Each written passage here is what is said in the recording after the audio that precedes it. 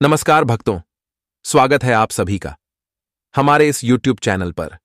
हे भगवान कृष्ण, दान पुण्य की इस वीडियो को जो भी लाइक करें, उसके घर की तमाम परेशानी दूर कर देना, दुख दर्द गरीबी बीमारी सबसे उसे बचाए रखना। दोस्तों, इन 3 जगहों पर दान कभी मत करना, वरना धन और धर्म दोनों चले जाएंगे। नहीं तो घर में कंगाली और गरीबी आ जाएगी, किसी सदस्य की मृत्यु भी हो सकती है। दर्शक बंधुओं, आज की कहानी बहुत ही जीवन उपयोगी है, बहुत ही शिक्षाप्रद है। इस कहानी को अगर आपने ध्यान से सुन लिया तो आपका पैसा कभी व्यर्थ नहीं जाएगा और ना ही जीवन में कभी आपका पतन होगा। तो दोस्तों, कौन सी ऐसी वस्तु है जिस वस्तु को यदि दान में दे तो दान देने वाला कंगाल हो जाता है, किए गए उस दान का फल उसे दंड के रूप में भोगना पड़ता है? तो चलिए आज की कहानी शुरू करते हैं। लेकिन इससे पहले आपसे एक छोटी सी रिक्वेस्ट है। यदि आप चैनल पर नए हैं तो चैनल को सब्सक्राइब कर देना, साथ ही वीडियो को भी लाइक कर देना।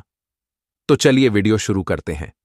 मित्रों, अवंती राज्य के जंगलों में एक नाग और नागिन रहते थे। दोनों के बीच बड़ा ही गहरा प्रेम था। दोनों एक पहाड़ी पर प्रेम पूर्वक रहते थे। एक दिन की बात है, नागिन अपने भोजन की तलाश में जंगल में घूमने के लिए निकल गए। जंगल में पहुंचने पर एक जगह उसने देखा कि एक गोबर खाने वाला कीड़ा, जो देखने में बहुत बड़ा था। नागिन ने सोचा कि आज भोजन में हमें कुछ मिला तो है नहीं, क्यों ना आज इस कीड़े को ही खाकर अपना पेट भर लूं। इतना सोचने के बाद वह सर्पिण उस कीड़े के पास जाती है। सर्प उस कीड़े को अपना शिकार बनाने ही वाली थी कि उसी समय वह कीड़ा एक मनुष्य के रूप में बदल जाता है। उसने देखा कि कीड़ा एक दिव्य राजा के रूप में परिवर्तित हो गया। यह देखकर वह नागिन बड़ी हैरान थी। राजा तो वहां से चला गया और नागिन वहां से भोजन की व्यवस्था करके अपने नाग के पास लौट आती है।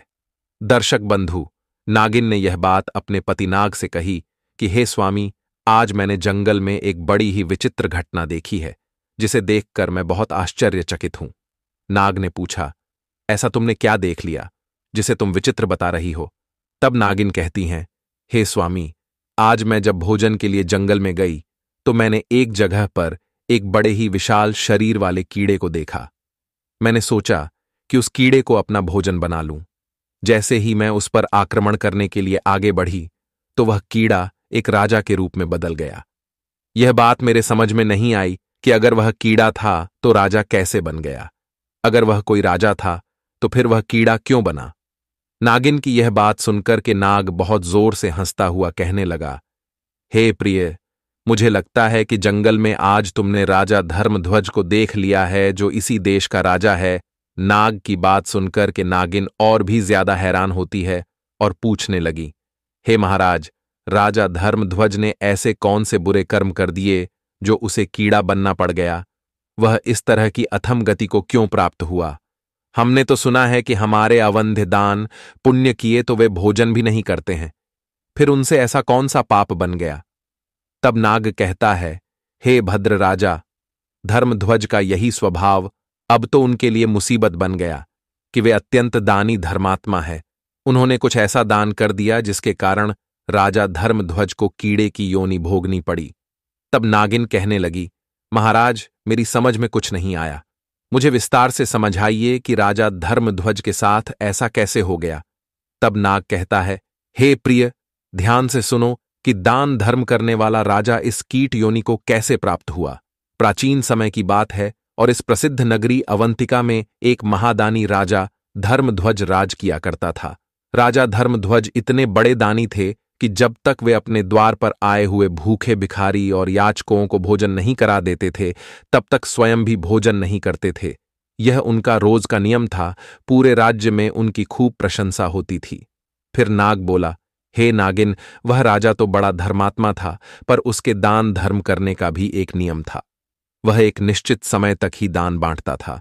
राजा धर्मध्वज सुबह 10 बजे से दान बांटना शुरू करता था और सूर्यास्त होते होते दान देना बंद कर देता था। सूर्यास्त के बाद अगर कोई उसके यहां आ जाता था तो वह उसे दान नहीं देता था, बल्कि अगले दिन आने के लिए कहता था। राजा की ख्याति धीरे धीरे देश विदेशों में फैल चुकी थी। राजा धर्मध्वज बड़ा ही महादानी राजा था। अब तो हर रोज उसके द्वार पर याचकों की भीड़ लगी रहती थी। वह प्रत्येक धनहीन को दोनों हाथों की अंजुली में जितनी स्वर्ण मुद्राएं आती थीं उतना धन दे देते थे। सभी याचक राजा की जय जयकार करते हुए चले जाते थे।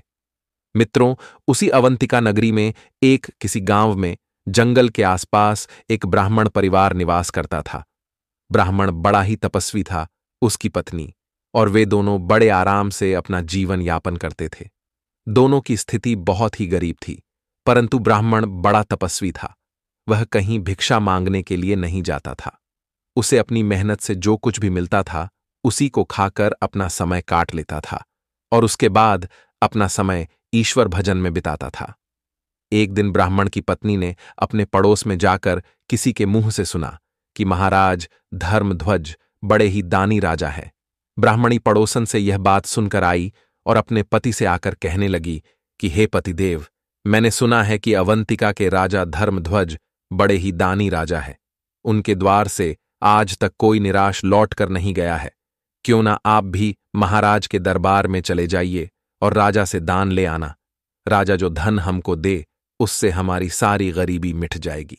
यह बात जब ब्राह्मण ने सुनी तो कहने लगा, देखिए, मेरी जिंदगी का आधा भाग तो बीत चुका है और आधी जिंदगी शेष बची है, वह भी मैं जैसे तैसे काट लूंगा, पर मैं किसी के द्वार पर हाथ फैलाने नहीं जाऊंगा। तब ब्राह्मणी बोली कि महाराज, आप कैसी बातें करते हो? जब आपका राजा दान दे रहा है तो प्रजा को दान लेने में कोई बुराई नहीं होती, और फिर हम तो ब्राह्मण ही हैं, हमारा धर्म है दान लेना। मैं कहती हूं कि तुम राजा के पास अवश्य जाओ। अपने परिवार का अच्छे से पालन पोषण करने की जिम्मेदारी हर गृहस्थ की बनती है।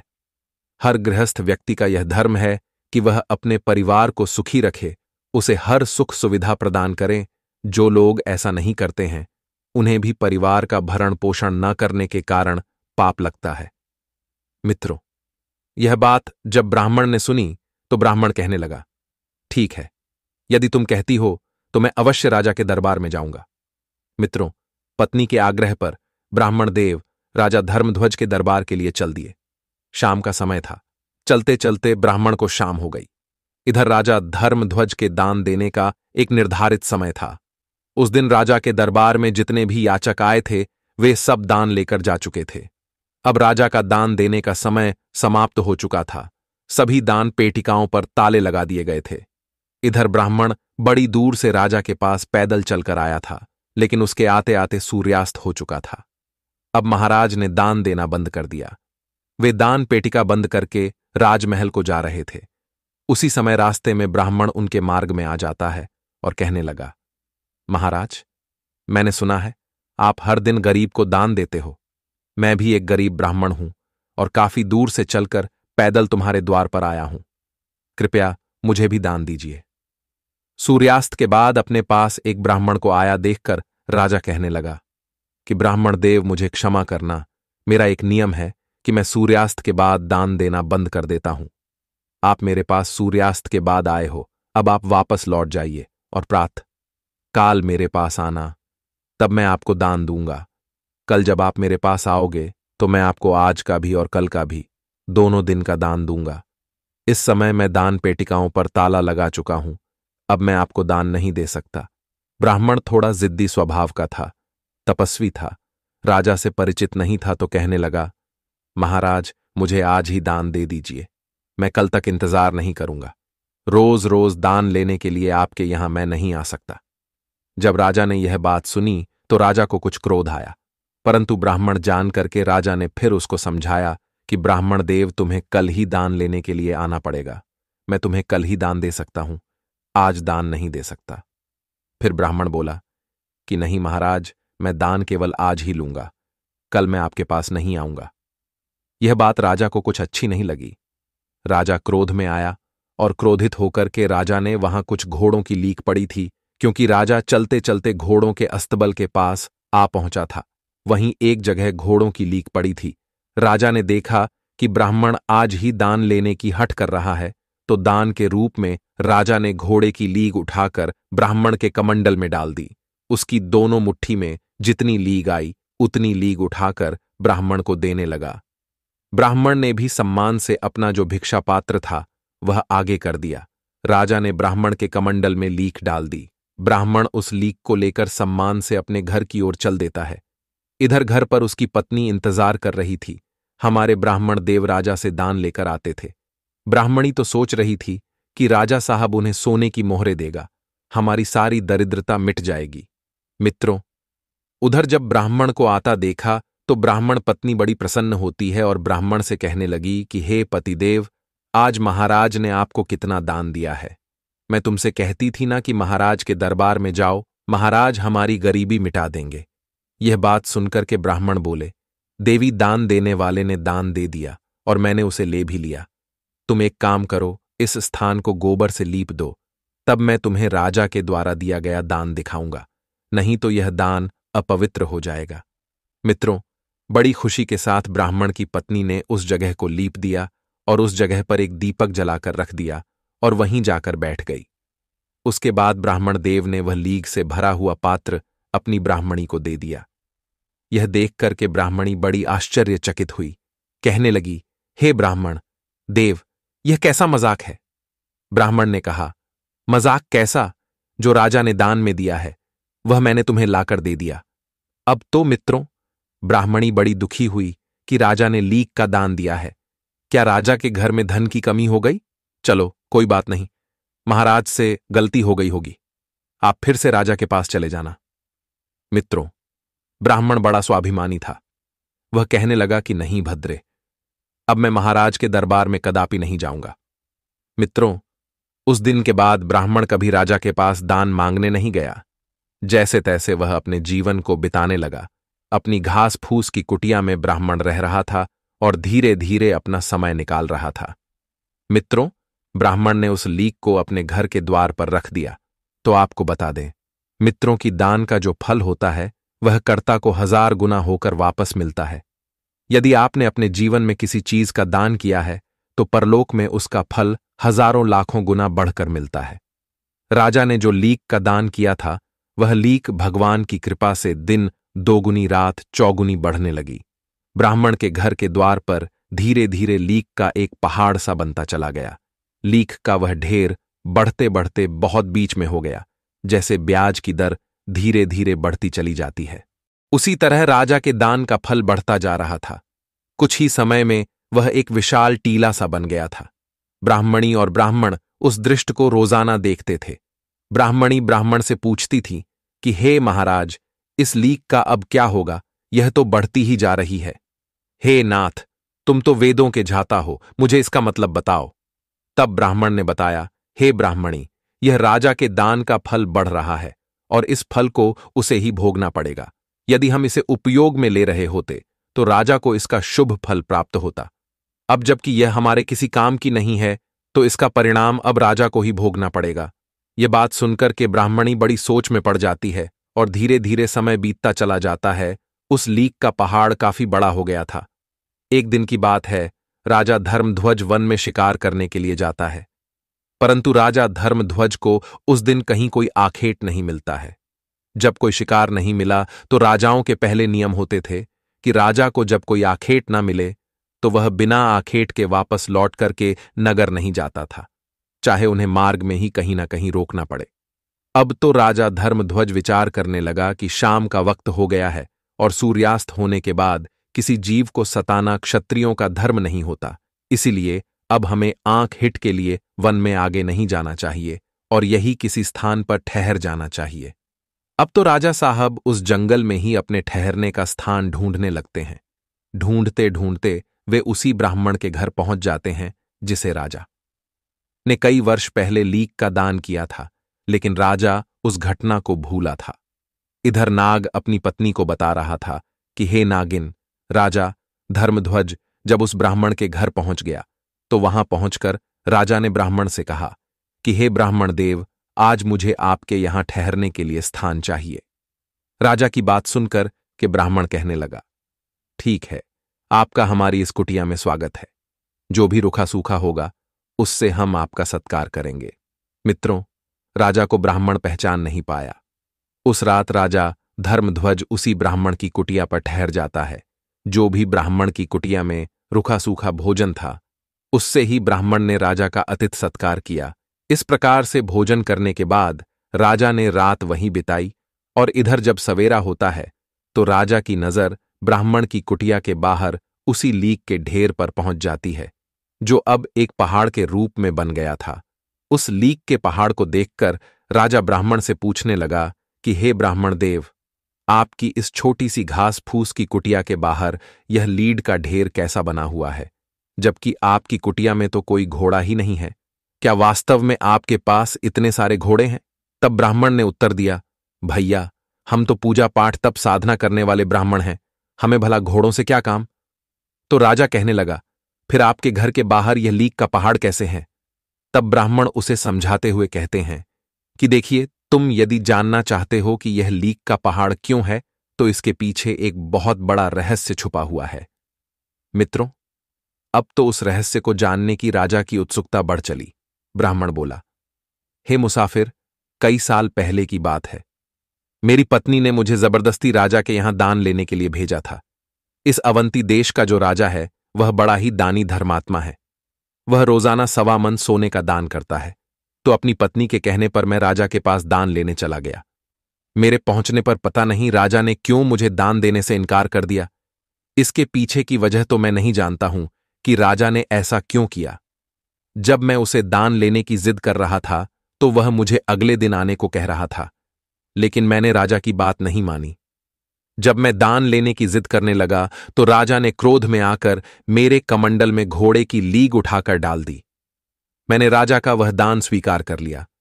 मैं उसे सम्मान सहित लेकर के अपने घर चला आया और मैंने उस लीग को यहां रख दिया, क्योंकि वह लीग मेरे कुछ काम की नहीं थी और दान की वस्तु को मैं कहीं फेंकना नहीं चाहता था।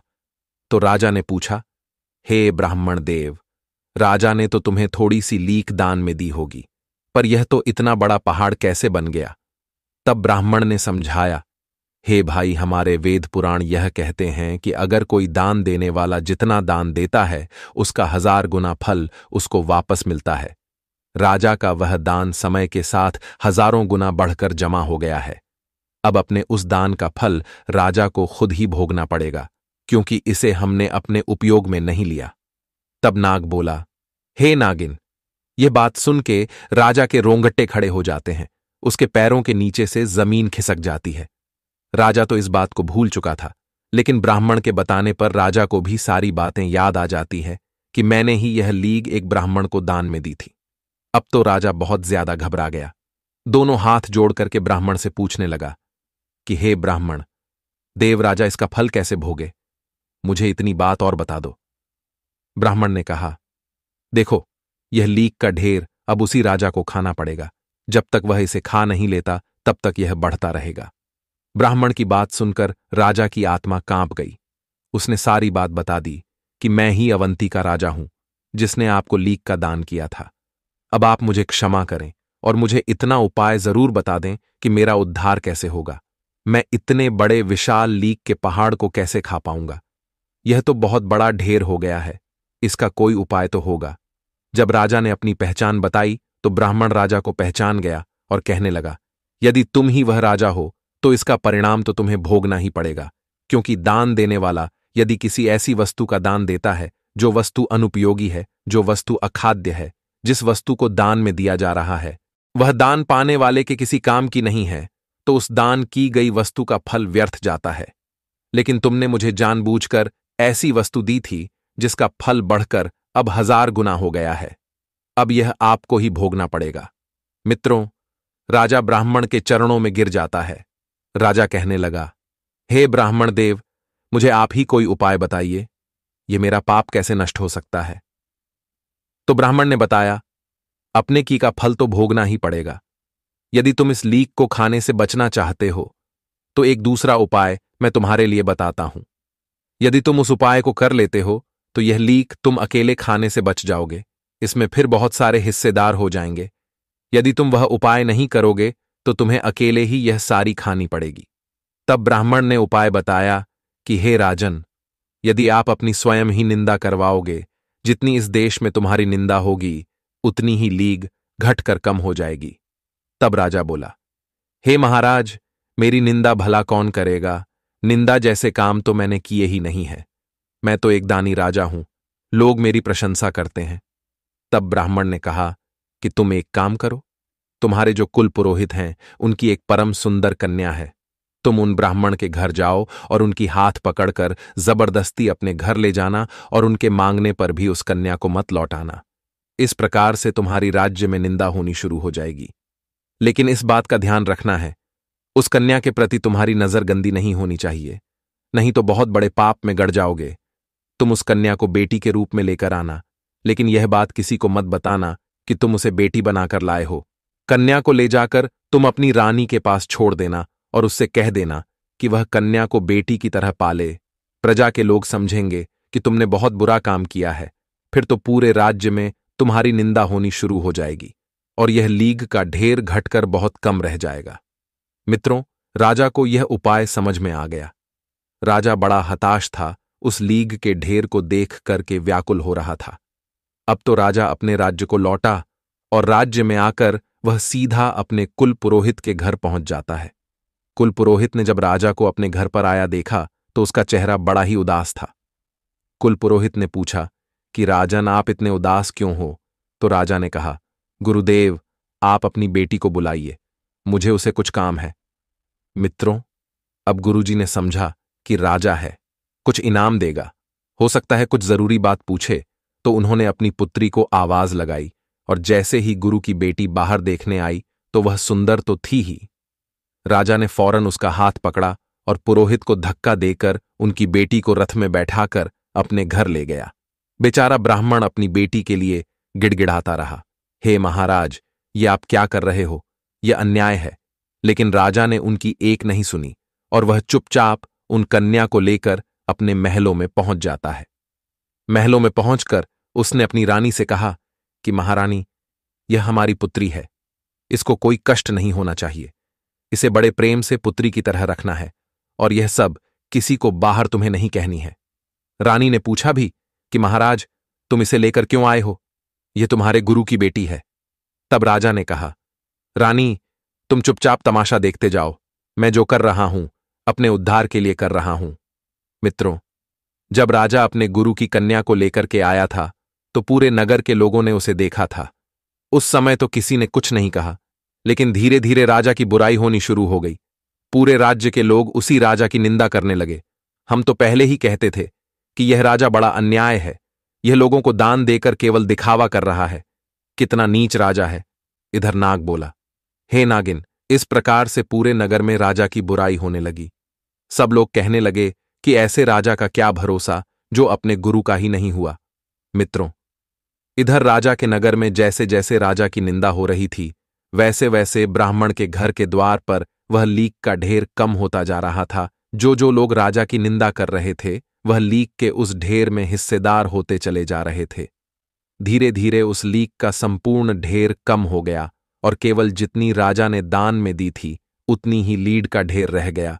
राजा कुछ दिनों के बाद वहां जाता है तो देखता है कि ब्राह्मण के घर के आगे लीक का ढेर तो अब थोड़ा सा ही बचा है। मित्रों, राजा का यह हाल हो गया था कि वह जिस रास्ते से निकलता था उसी रास्ते से राजा को घृणा भरी दृष्टि से देखा जाता था। एक दिन राजा जब उस ब्राह्मण के द्वार पर पहुंचा तो उसने देखा कि लीग का ढेर सिर्फ उतना ही रह गया था जितना कि उसने दान किया था। यह देखकर राजा बड़ा खुश होता है।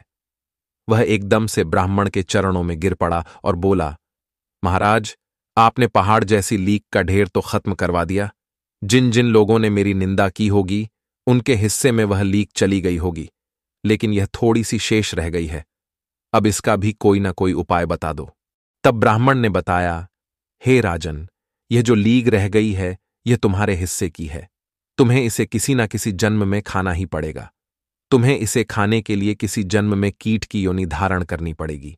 तब राजा बोला, महाराज, कोई ऐसा उपाय बता दो जो यह खत्म भी हो जाए। तब ब्राह्मण एक उपाय बताता है कि राजन, मेरा एक गुरु भाई है, तुम्हारी इसी नगरी में रहता है। वह बड़ा ही विद्वान और ईश्वर भक्त है। वे दोनों पति पत्नी बड़े ही सज्जन हैं, हर समय ईश्वर के ध्यान में लगे रहते हैं। लगता है उन दोनों ने तुम्हारी बुराई नहीं की होगी। यदि वो दोनों तुम्हारी आलोचना करते तो यह लीक का ढेर आज ही समाप्त हो जाता। मित्रों, यह बात सुनकर के राजा कहने लगा, ठीक है, मैं वो भी प्रयास करके देखता हूं, मैं उनसे भी अपनी निंदा करवाता हूं। मित्रों, अब तो राजा ने अपना भेष बदल लिया और भेष बदल करके अवंतिका नगरी में उसी ब्राह्मण के घर पहुंच जाते हैं। ब्राह्मण के घर आए तो ब्राह्मण ने राजा का बड़ा स्वागत किया और बैठने के लिए उचित आसन दिया। उस आसन पर राजा बैठ जाता है, परंतु राजा के मन में भीतर ही एक बड़ा विचार चल रहा था। तो राजा ने उस ब्राह्मण से कहा कि ब्राह्मण देव, मैंने सुना है यहां का जो राजा है वह बड़ा अन्याय है। ब्राह्मण देव कहने लगे, होगा, मुझे नहीं पता, क्योंकि उसने अपने गुरु की पुत्री को बलपूर्वक अपने घर में रख लिया है। ब्राह्मण बोला, मुझे नहीं पता। राजा अपने ही मुख से अपनी बुराई करने लगा, कहने लगा, बताओ, अपने गुरु की पुत्री को अपने घर में रख लिया है, यह कहां का न्याय है? बड़ा ही दुष्ट राजा है। ब्राह्मण देव बोले, भाई मुझे नहीं पता, और यह सब बातें मुझे क्यों सुना रहे हो? मैं इन चीजों में ध्यान नहीं रखता हूं। जब राजा ने बार बार उस ब्राह्मण को उकसाया, राजा की आलोचना करने के लिए, फिर भी उसने आलोचना नहीं की। तब ब्राह्मण ने देखा कि यह व्यक्ति राजा की बहुत निंदा कर रहा है और यह चाह रहा है कि मैं भी राजा की निंदा करूं, जरूर कोई विशेष बात है। तब ब्राह्मण ने अपने तपोबल से देखा तो समझ गया, यह तो स्वयं यहां का राजा है और मुझसे अपनी आलोचना करवाना चाहता है, क्योंकि इसने ऐसी वस्तु दान में दी है जिसका पाप इसे भोगना पड़ेगा, और यह चाहता है कि मैं इसकी निंदा कर दूं तो उसका आप मुझे मिल जाए। यह तो अपने पाप में मुझे सम्मिलित करना चाहता है। तब ब्राह्मण कहने लगे, राजन, मैं तुम्हें पहचान गया हूं। भलाई इसी में है कि आप मेरे यहां से वापस लौट जाइए। मैं कभी किसी की आलोचना नहीं कर सकता, कभी किसी की बुराई नहीं करता हूं। तुम्हारा पाप तुम्हें भोगना ही पड़ेगा। ब्राह्मण ने फटकार कर राजा को वहां से भगा दिया। मित्रों, निराश होकर के राजा वहां से लौटकर चला आता है और उसी ब्राह्मण के घर आया जहां वो लीक का ढेर लगा हुआ था। ब्राह्मण के चरणों में आकर के राजा गिर पड़ा। राजा कहने लगा, हे ब्राह्मण देव, अब इसका कोई और उपाय नहीं है क्या? तब ब्राह्मण ने कहा, राजन, यदि उन्होंने तुम्हारी निंदा नहीं की तो समझ लो, अब तुम्हें ही यह सब खाना पड़ेगा, चाहे जैसे खाओ। मित्रों, यह बात सुनकर के राजा कहने लगा कि हे ब्राह्मण देव, या मैंने इसके लिए कोई जन्म धारण किया और उसको तब खाया तो न जाने कितने जन्मों तक मुझसे पाप होते रहेंगे। क्यों ना आप अपनी मंत्र शक्ति से मुझे कुछ समय के लिए एक कीट बना दो, कीड़ा बनकर मैं इस लीक को खा जाऊंगा। ब्राह्मण कहने लगा कि नहीं, मैं तुम्हें किट भी नहीं बना सकता, इतनी सामर्थ्य मेरे अंदर नहीं है, और यह काम तो विधाता का है। परंतु मैं तुम्हें इतना बता सकता हूं कि यहां से मरने के बाद तुम एक कीट बनोगे, और जब तुम अपने हिस्से की इस लीक खा जाओगे तब तुम इस श्राप से मुक्त हो जाओगे, क्योंकि तुमने जीवन में कोई पाप नहीं किया है, हमेशा दान दिया है, तुम्हारी महादानियों में गिनती है। तुमने हमेशा भूखे गरीबों को दान लुटाया है, तुम्हारी महादानियों में गिनती थी, तुमने हमेशा गरीबों को दान दिया है, परंतु तुमसे यह भूल हो गई है, इसीलिए तुम्हें यह खानी ही पड़ेगी। कीट तो तुम्हें अवश्य ही बनना पड़ेगा, लेकिन इसको खाते ही तुम अपनी मानव योनि को प्राप्त हो जाओगे। मित्रों, इधर नाग अपनी नागिन को सुनाता है कि हे प्रिय, कुछ दिनों के बाद राजा धर्मध्वज की मृत्यु हो जाती है, और मृत्यु के बाद उसे गोबर खाने वाले एक कीड़े के रूप में जन्म मिलता है, और जिस जगह पर वह लीक पड़ी हुई थी उसी जगह पर वह कीड़ा जाकर के लीक खाने लगता है। धीरे धीरे कई वर्षों में उस लीक को वह कीट खा जाता है। लीक को खाते खाते वह कीड़ा बहुत बड़ा हो जाता है। खाते खाते उसने अपने हिस्से की सारी लीक समाप्त कर दी, बस थोड़े बहुत कण शेष रह गए थे। एक दिन वह कीड़ा उन्हीं कणों को खा रहा था तो इधर नाग अपनी नागिन से कहता है, हे नागिन, तभी तुम्हारी नजर उस कीड़े पर पहुंच जाती है। उसे देखकर तुमने समझा कि मुझे भोजन मिल गया। जैसे ही तुमने उस पर आक्रमण करना चाहा, वह अपने हिस्से की सारी लीक खाकर समाप्त कर चुका था। उसी क्षण उसका पाप नष्ट हो जाता है और वह मनुष्य रूप में प्रकट हो जाता है और दिव्य देह पाकर स्वर्ग को चला जाता है। नाग बोला, हे नागिन, जरूर तुमने उसी राजा धर्मध्वज को देख लिया होगा जिसने क्रोध में एक ब्राह्मण को लीक दान में दे दी थी, जिसके कारण वो एक कीड़े की अथम योनि में पैदा हुआ। मित्रों कहते हैं, जो व्यक्ति अन्न उपयोगी वस्तु का दान देता है, परिहासवश दान देता है। क्रोध के वशीभूत होकर के दान देता है, अहंकार वश दान देता है, वह हमेशा पाप का भागीदार होता है। दान देने से पहले मनुष्य को अपनी अंतर आत्मा को टटोलना चाहिए। यदि दान देने की सामर्थ्य नहीं है तो दान नहीं देना चाहिए, और अगर दे तो इन बातों का ध्यान रखना चाहिए, क्योंकि आप क्रोधवश, उपहासवश और किसी अन्य उपयोगी वस्तु का दान देते हैं या भोजन कराते हैं तो बूढ़ी गाय को दान देते हैं तो देने वाला नरक गामी होता है। जब भी कोई चीज दान में दे तो यह सोच ले कि वह वस्तु उसके किसी न किसी काम में आती हो। यदि नहीं उसके काम में आती है तो वह दान नहीं कहलाएगा। हमारे द्वारा दिया गया दान हमें कई गुना होकर वापस मिलता है, चाहे वो इस जन्म में मिले या अगले जन्म में। यदि हमने किसी के लिए खाने की वस्तु दान की है तो आने वाले कई जन्मों में हमारे लिए कभी भोजन का संकट नहीं होगा। यदि हमने किसी का मजाक उड़ाया है, अहंकारवश दिया है, तो उसका फल हमें कई गुना होकर भोगना पड़ता है। दर्शक बंधुओं, इस प्रकार से राजा वो लीक को खा करके ही उस पाप से छुटकारा मिला। तो दर्शक बंधु, ऐसी किसी चीज को आप दान न दें जो किसी के किसी काम न आए, और कोई भी वस्तु दान में दें तो इन बातों का विशेष ध्यान रखें कि उसे दान आप क्रोध की मुद्रा में न दें। उस समय आप अहंकार में न हो, नहीं तो उसका उल्टा फल भोगना पड़ता है। तो दोस्तों, यह कहानी आपको कैसे लगी कमेंट बॉक्स में जरूर बताना। धन्यवाद।